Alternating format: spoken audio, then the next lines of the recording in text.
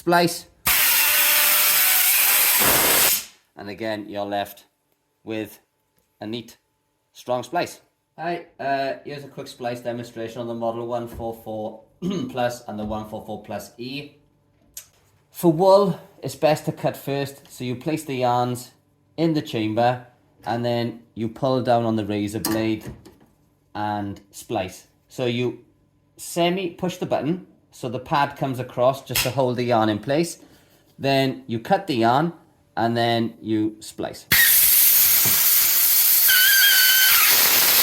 For the thicker yarn,